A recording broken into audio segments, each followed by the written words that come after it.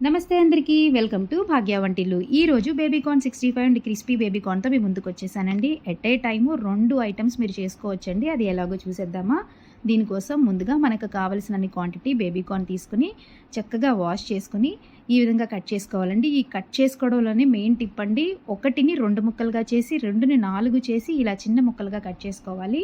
So కొంతమంది ఏంటంటే పెద్ద ముక్కలుగా కట్ చేసుకుని బాయిల్ చేసి చేసుకుంటారు. ఇలా ఉడికించకుండానే డైరెక్ట్గా మనం ఫ్రై చేసుకోవచ్చు. సో మీ గురించనే నేను క్లియర్గా చూపిస్తున్నానండి. ఈ సైజులో మీరు కట్ చేసుకోండి. ఇదే మెయిన్ టిప్ అండి దీనికి. సో ఈ విధంగా మనం కట్ చేసుకున్న ముక్కలన్నిటినీ మసాలా పట్టించి ఫ్రై చేసుకోవడమేనండి.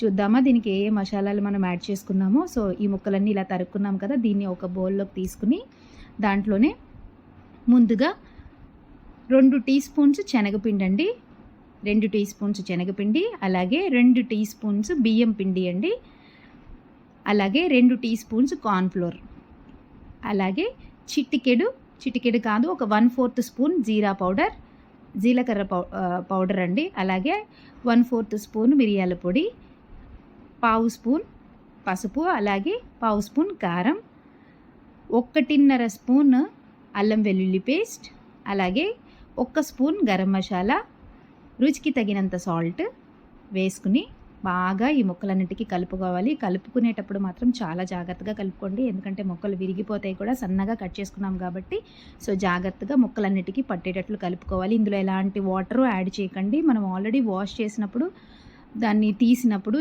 దానికి కొంచెం వాటర్ ఉంటుందండి, కట్ చేసిన దాంట్లో ఆ వాటర్ సరిపోతుంది. సో అదంతా బాగా అప్లై చేసి ఆయిల్ బాగా వేడైన తర్వాత మనం ఒకసారి చెక్ చేసుకొని మనం ముందుగా రెడీ చేసుకున్న ఈ ముక్కలన్నిటిని కొద్దిగా వేసుకొని ఎన్ని ఆయిల్ వస్తే అన్ని ఆయిల్ ఫ్రై చేసుకోవాలి. ఇలా ఆయిల్లో వేసిన వెంటనే కదపకండి.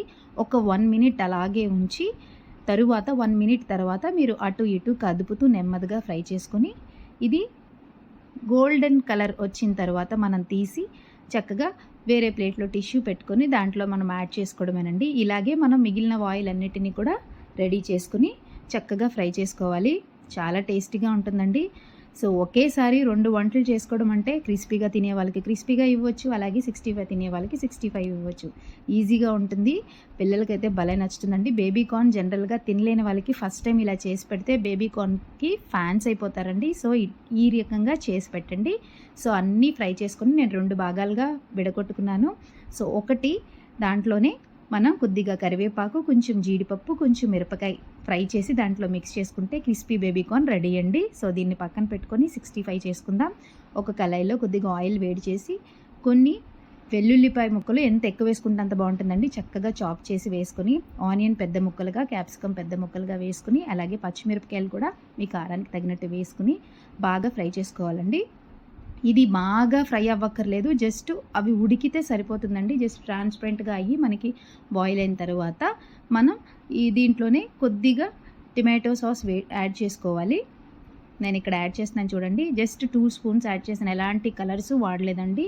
అలాగే దాంట్లోనే 1 టీ స్పూన్ కార్న్ఫ్లోర్లో కొంచెం వాటర్ మిక్స్ చేసి ఇందులో యాడ్ చేసుకొని బాగా కలుపుకొని మనం ముందుగా ఫ్రై చేసుకొని ఉంచుకున్న బేబీకార్న్ యాడ్ చేసుకొని ఒకసారి ఫ్రై చేసి దాంట్లోనే చివరిగా కరివేపాకు, కొత్తిమీర వేసి ఒక్కసారి కలిపి దించేసుకోవడం అండి. దీంట్లో కావాలంటే మీరు జీడిపప్పు కూడా వేసి ఫ్రై చేసుకోవచ్చు, నేను వేయలేదు. సో చూసారా, 2 రెడీ అయిపోయినాయండి మనకి బేబీకార్న్ 65 క్రిస్పీ బేబీకార్న్.